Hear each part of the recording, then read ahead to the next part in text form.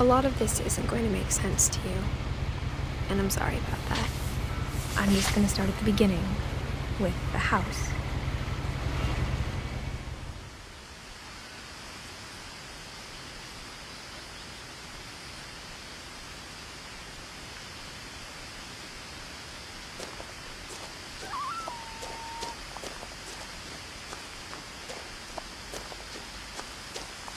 I lived here until I was 11, but I wasn't allowed inside half the rooms.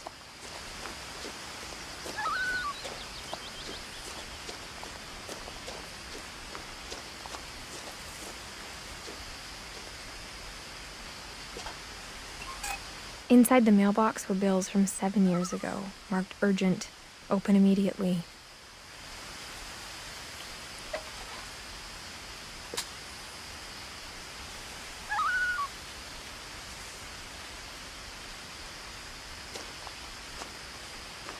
I hadn't been back since my brother Lewis's funeral.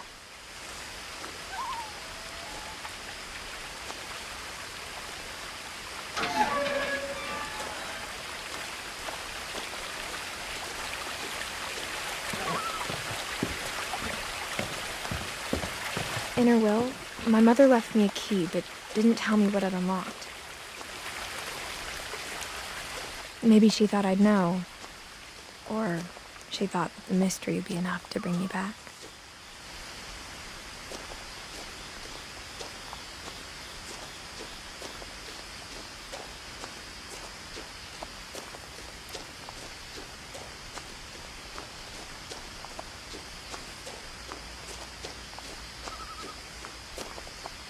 No one had driven this way in a long time, but I saw a few hoof prints.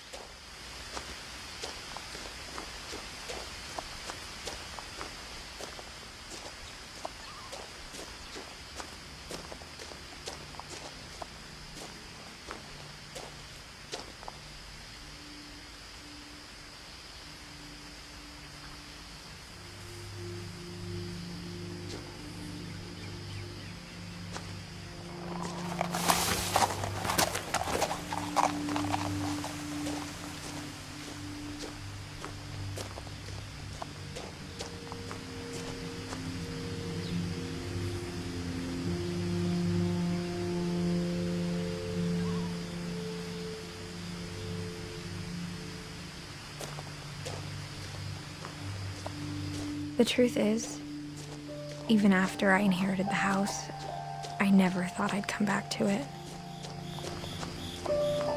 But now I had questions about my family that only the house knew the answers to.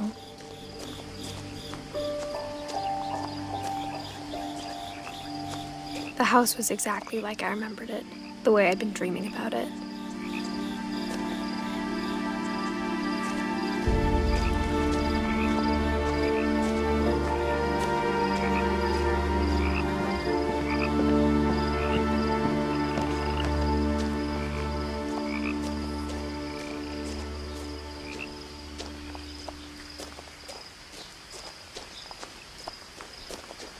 I asked Edie once about the dragon in the pond. She said it had killed her husband. I was 6. It seemed like an odd joke to me, even then.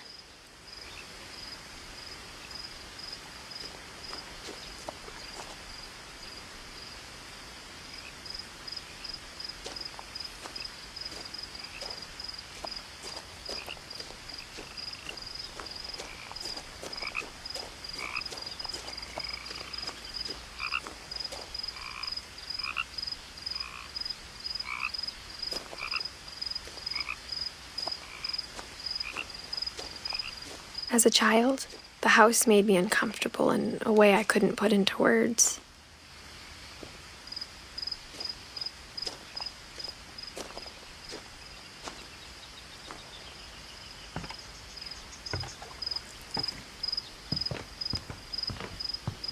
Now, as a 17-year-old, I knew exactly what those words were. I was afraid of the house.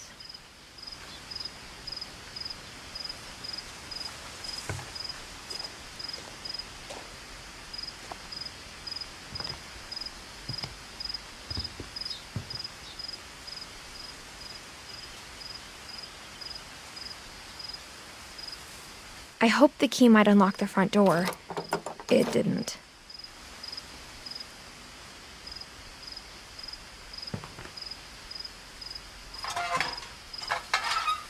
Looking in, I felt like the house itself had been waiting for me.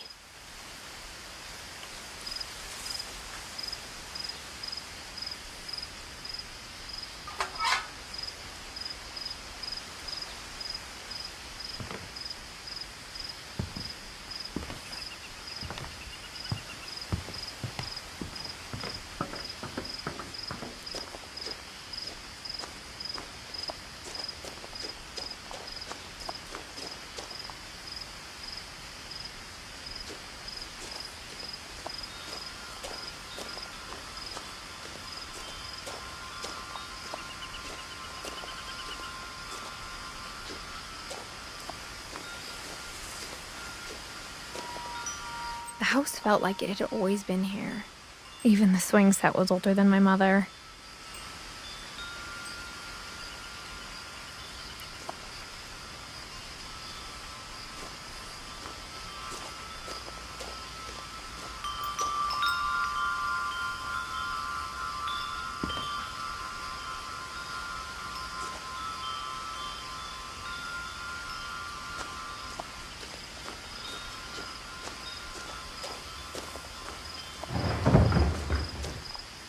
I heard something moving around in the garage.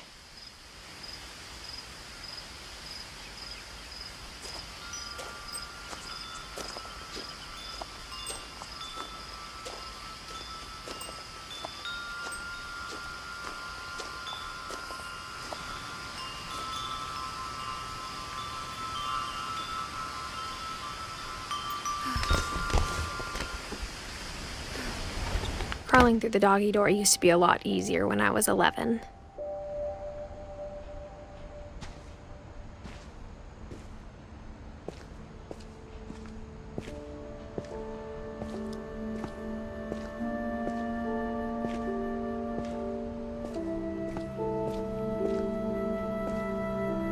The power had been turned off the night we left.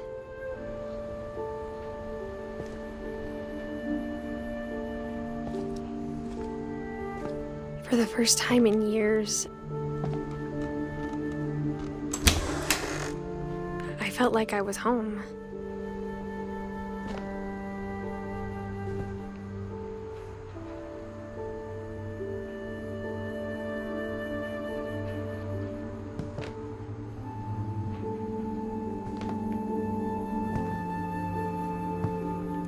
But instead of a family, there were just memories of one.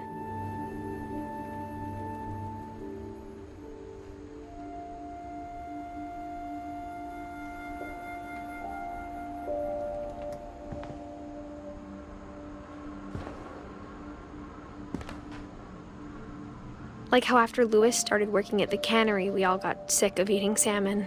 Except our cat, Molly.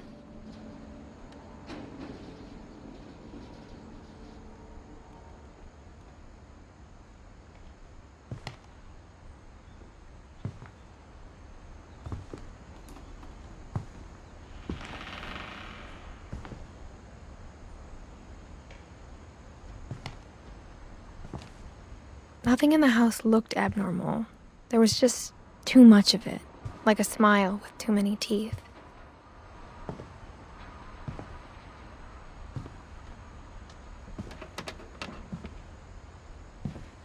A lot of things got left behind in the whirlwind of that last night.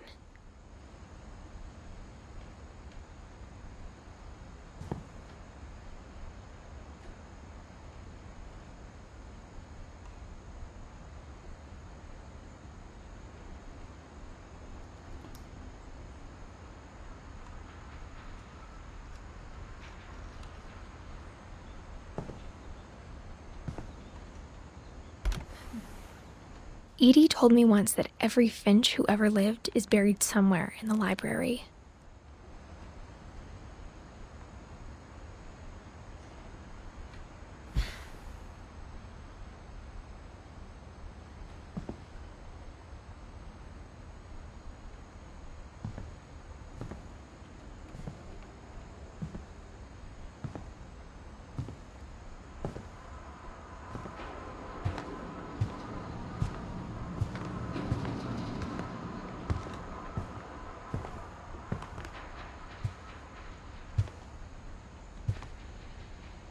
The table was still a wreck from the night we left. It was like a bomb had gone off, killing everyone but sparing the furniture.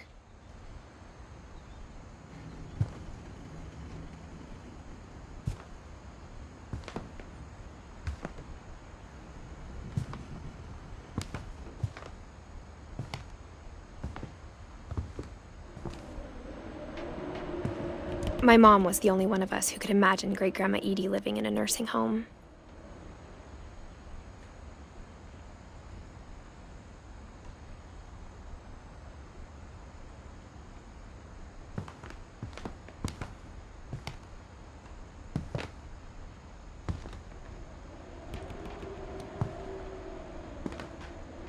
Even the fireplace had a story. Edie told me the bricks came from the original house, after it sank.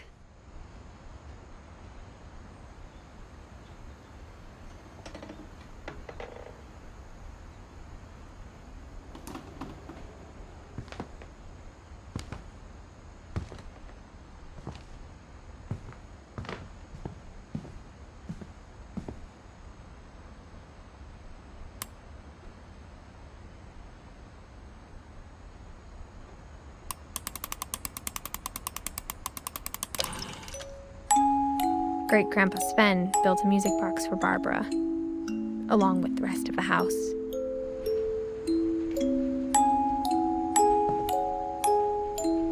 Mom always told me to stay out of the basement, so I wasn't too surprised when the key didn't fit.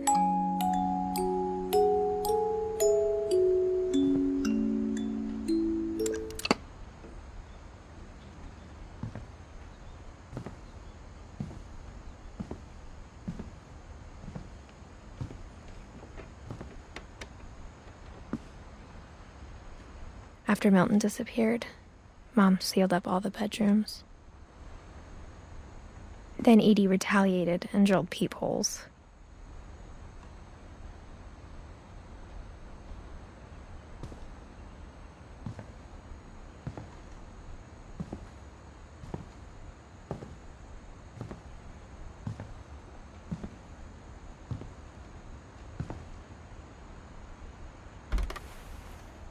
The last time I was in Edith Sr.'s room, I was 10 and she was painting my portrait.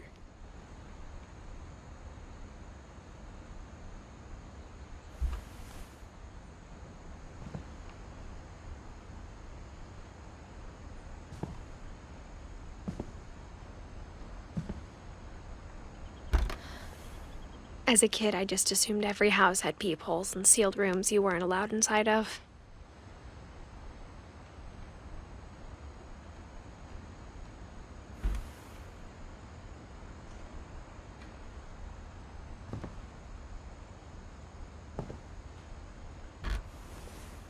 My Grandpa Sam spent 7 years sharing a room with his dead brother, Calvin.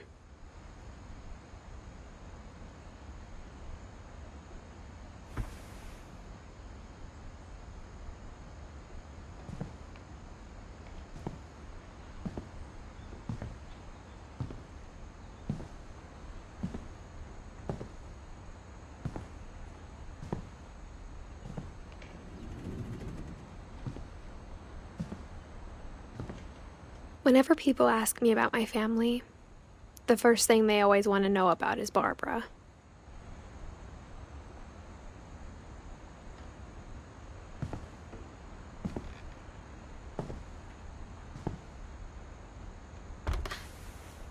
Barbara was a child star for 2 years, until America grew out of it.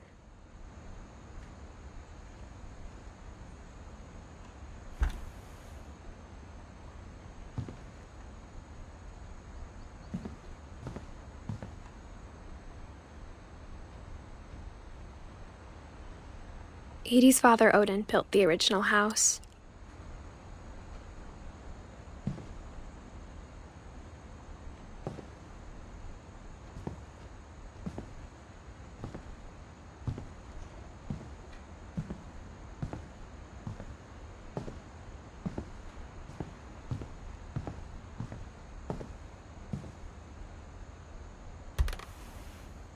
Molly always seemed like a girl I could imagine being friends with. If she hadn't died in 1947.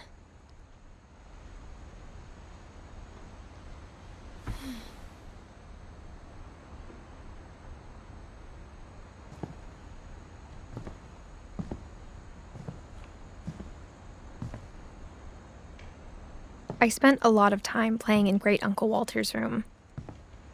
I think my mom sometimes regretted not sealing it up.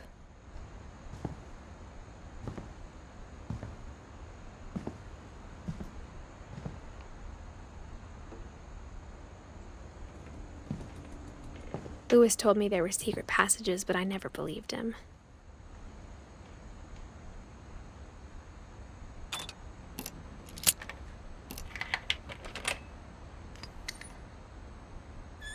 Turns out, my mom was really good at keeping secrets. Now it was time to find out what my mom had been afraid of.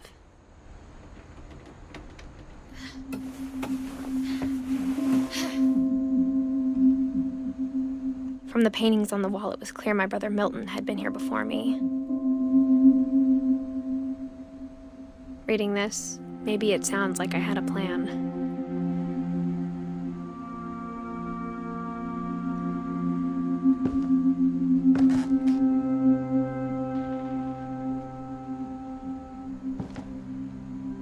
But I had no idea what was behind that door.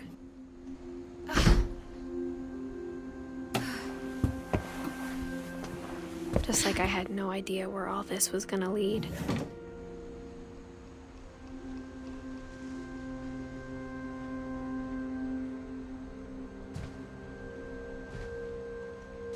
I grew up looking at Molly's room through the peephole.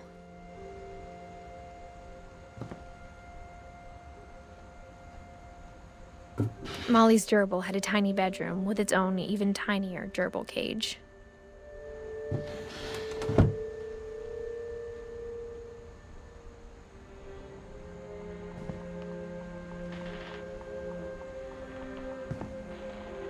Being inside for the first time, I felt like I'd stepped behind a painting.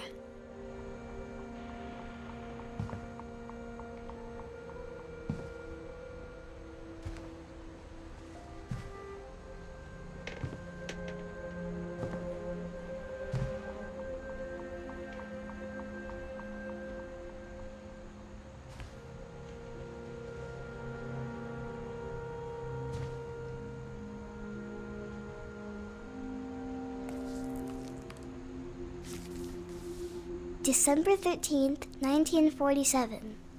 Dear Diary, I'll be gone soon, but I wanted to tell somebody about what's gonna happen. It started when Mom sent me to bed without dinner. I woke up and I was starving, so I looked around for something to eat.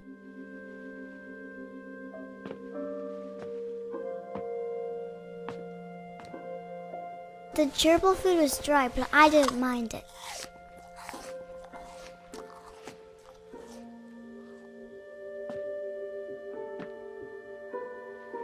My Halloween candy was all gone.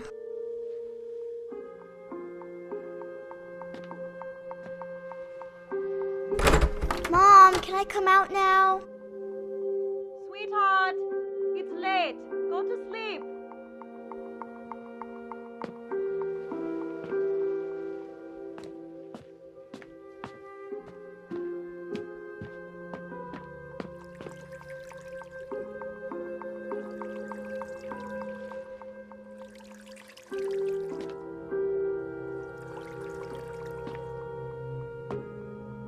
I thought about eating Christopher, but I held back.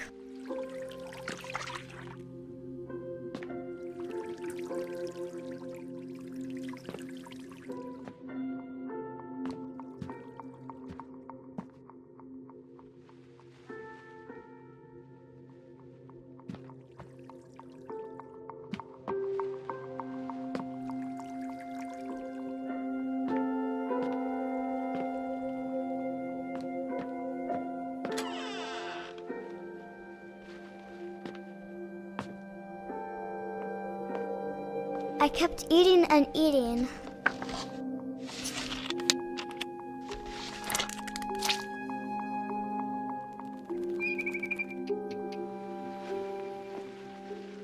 I ate a lot of things that night.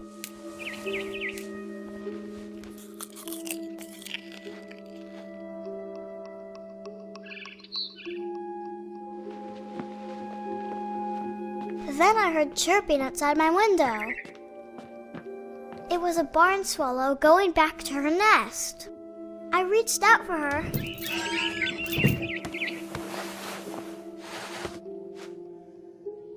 And suddenly, I was a cat.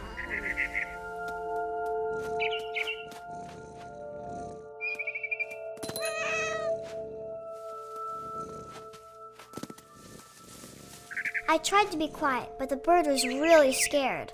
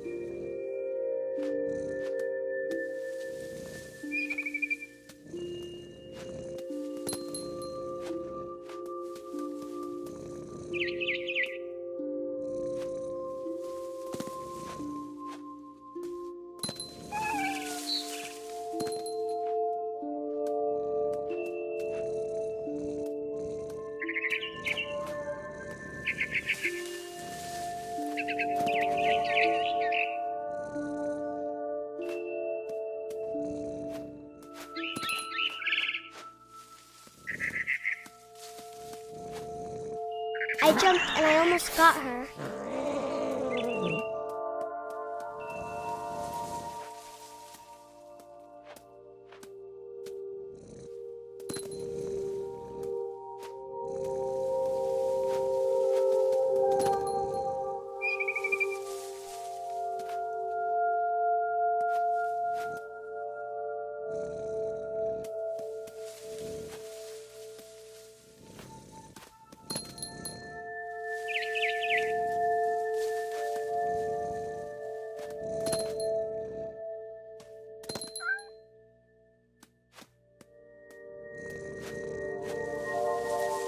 I could tell she was getting really tired.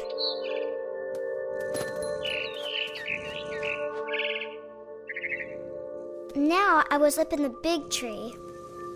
I promised Dad I wouldn't climb it anymore. All I cared about was eating that mama bird.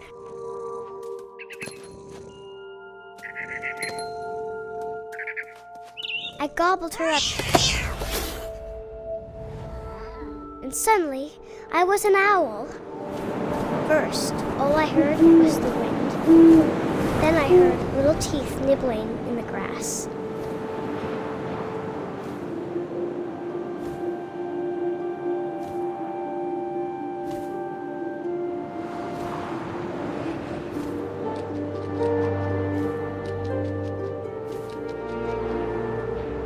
Rabbits.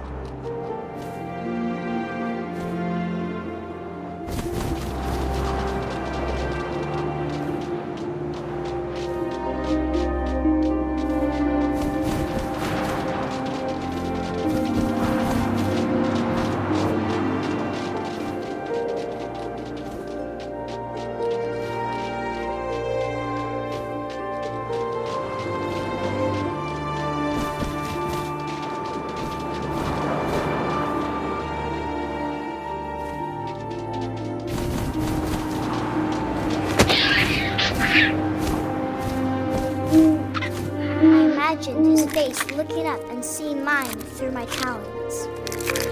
I swallowed him up, and I didn't chew one bit. Then I flew off to find something bigger.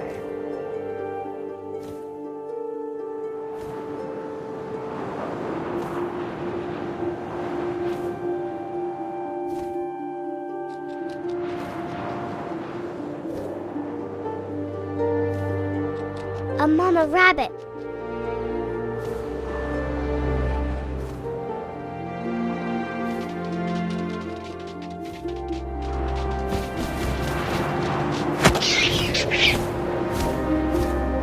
She was almost too big to carry.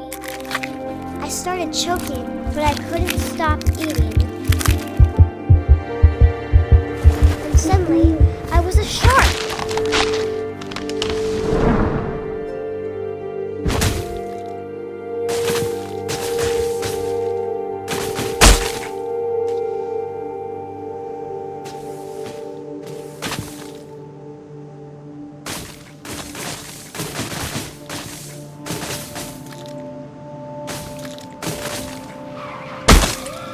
I rolled off a cliff and into the ocean. Now, I was hungrier than ever.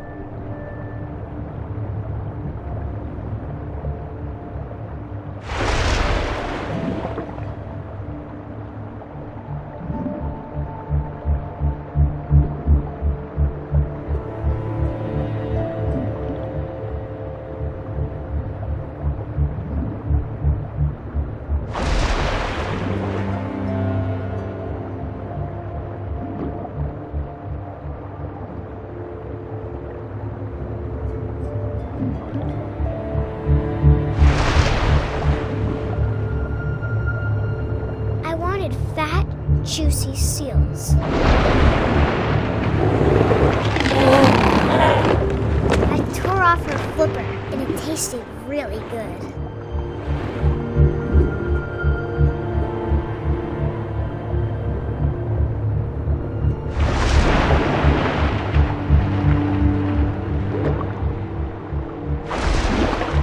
I grabbed on tight, but I was so hungry, I jumped out of the water. When I opened my eyes, everything had changed.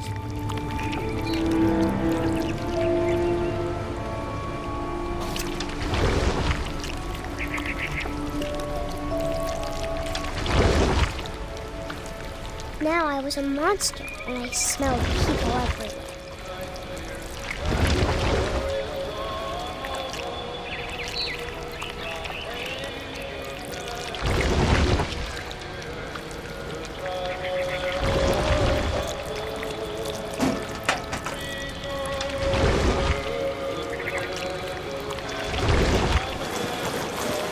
I was big, but I moved real quiet.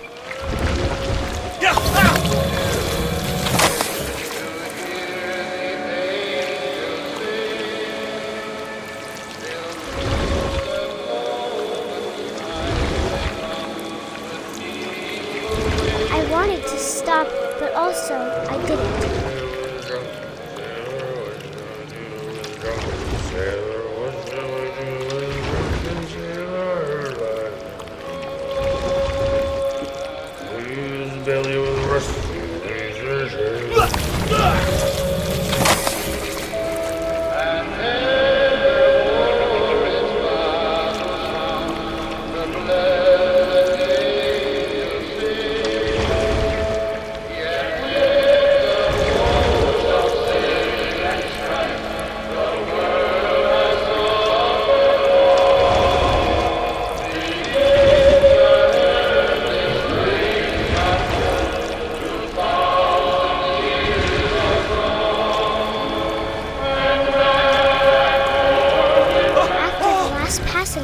I was still hungry. And across the water, I smelled something new. Something I had to have, so I swam towards it.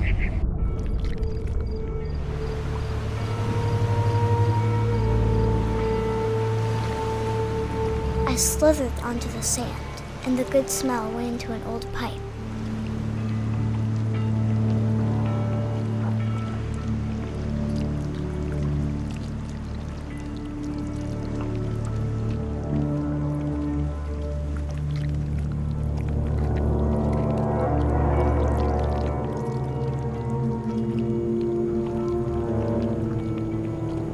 I got closer and closer.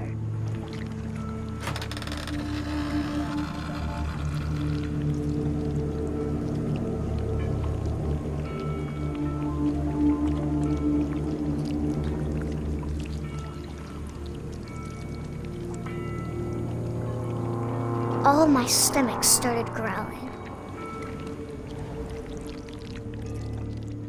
And suddenly, I was me again. I held my breath for a long time, but I couldn't hear anything. I think it's waiting for me to fall asleep. But it's not going to wait much longer. It needs to feed, and we both know I will be delicious.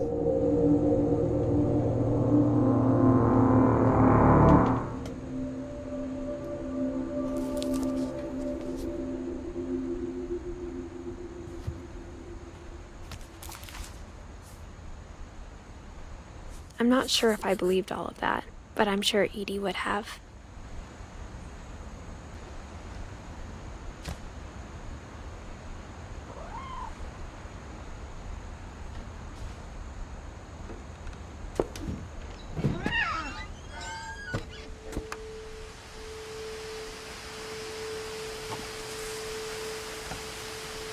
This will be obvious later, but my mom never told me any of these stories. Edie would have, but Mom didn't like bringing up the past. Though, when we adopted a stray kitten, she was the one who named it Molly.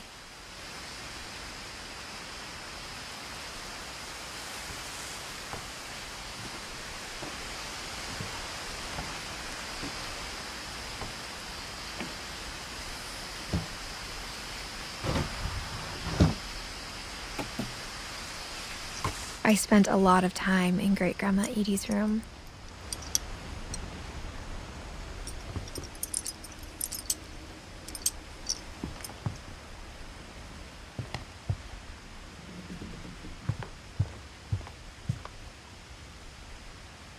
Edie gave a big interview about a mole man living under the Finch house.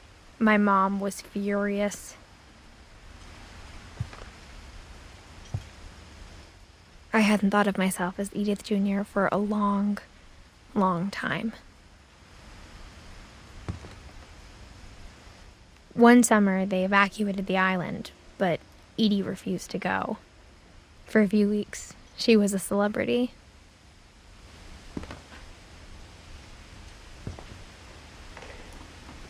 When Edie told people Sven was killed by a dragon, she could also have said he was building a dragon-shaped slide that collapsed. She could have, but she didn't.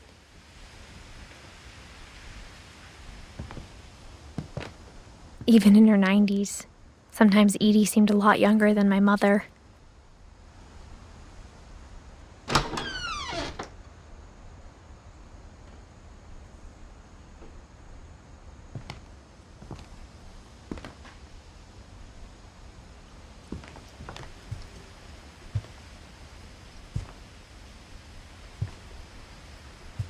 Louis died a week before we left, but Edie had already started to memorialize him.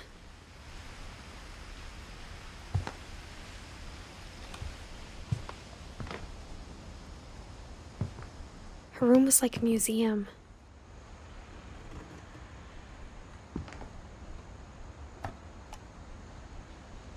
For 500 years, the Finches have been famous throughout Norway for their fortune and misfortune.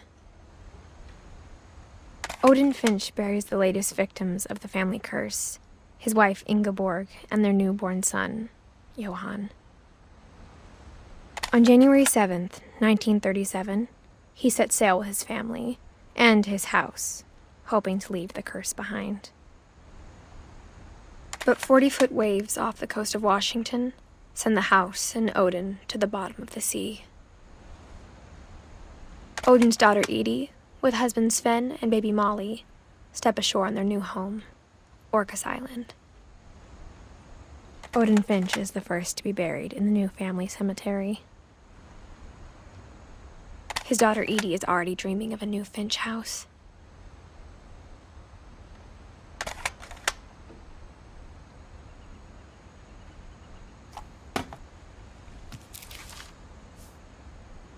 Whatever's wrong with this family, it goes back a long ways.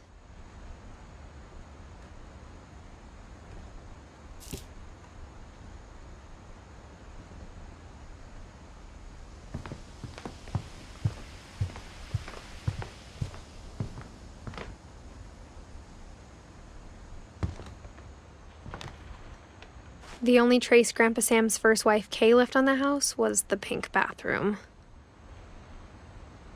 It was a pretty big trace.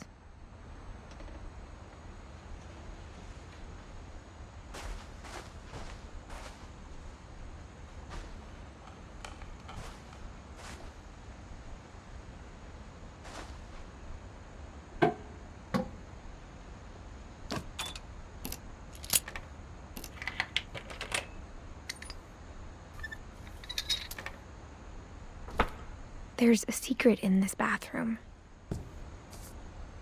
It's in the last place you would look. It isn't in the cupboard. It's hidden in this book.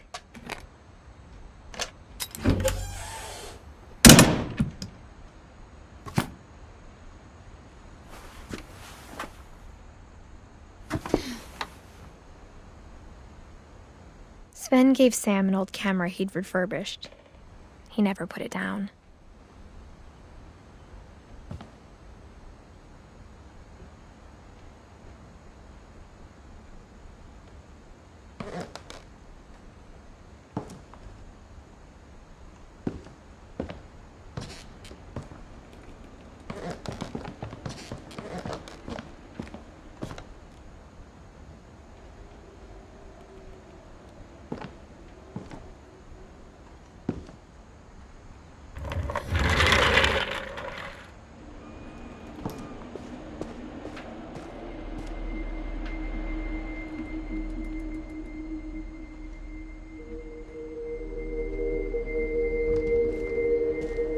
I knew Grandpa Sam had a twin. And that he never talked about him.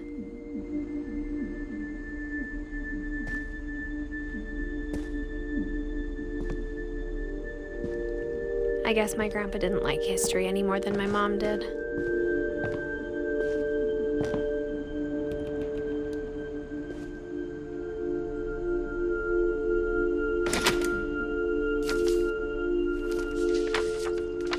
How I Want to Remember My Brother by Sam Finch. The thing I remember is that when he made up his mind, that was it. My brother said he'd die before he ate another mushroom. And he did.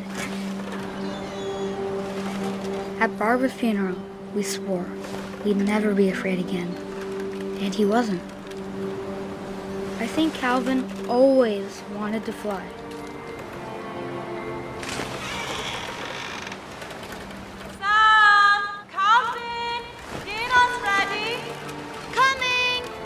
But that day, he finally made up his mind to do it.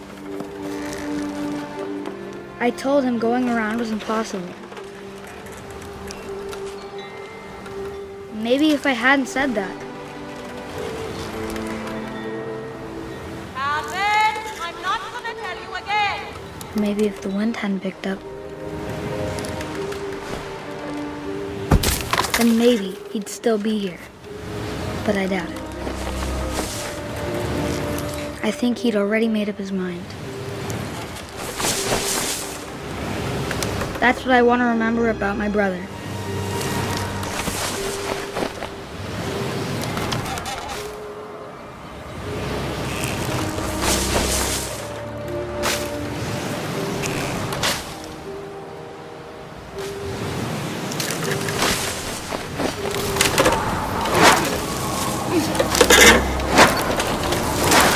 The day he made up his mind to fly. And he did.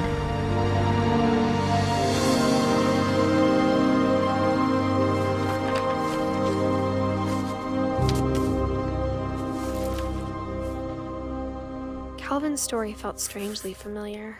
When I was younger, I remember trying to do the exact same thing.